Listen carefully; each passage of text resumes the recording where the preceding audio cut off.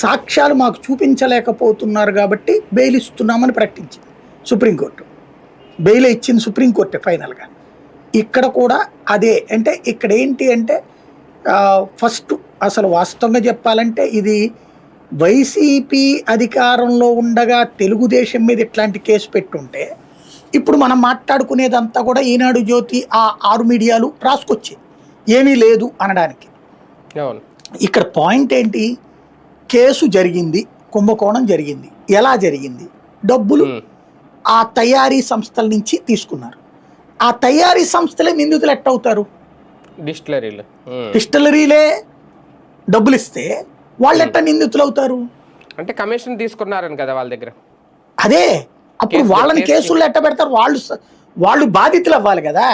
అయ్యా మా దగ్గర బలవంతంగా డబ్బులు లాక్కున్నారని. మరి వాడు నిందితుడు అయ్యాడు ఎక్కడ? డిస్టిలరీ వాడు. మరి డిస్టిలరీ వాడు నిందితుడు అయ్యాడు అనగానే అక్కడ ఒక ఆర్టిఫిషియల్ కేసు పెట్టబోతున్నారని తెలుస్తుంది. ఎందుకని? డిస్టిలరీ వాళ్ళని పెట్టి ఆ తర్వాత కొన్ని రోజుల తర్వాత ఏం చేస్తారు, ఇప్పుడు ఈ కేసులో జరిగినటువంటి విధంగానే ఏది వివేకానంద రెడ్డి కేసు టైప్లో అప్రూవర్గా ఇందులో వాళ్ళని పెడతారనమాట. మిగతా వాళ్ళందరూ కూడా మీరు అప్రూవర్ అవ్వండి, అప్పుడు మీకేముండదు. లేదంటే కనుక మీకు ఇబ్బంది ఉంటుంది. ఓ పక్కన మీ దగ్గర ఎట్టాకు లెక్కన మీ దగ్గర కొంటున్నాం కదా, ప్లస్ మీరు జగన్ లోపల వేయడానికి సహకరించాల్సిందే. ఇది వాళ్ళని ప్రెషర్. ఇది నిలబడదు, సావదు.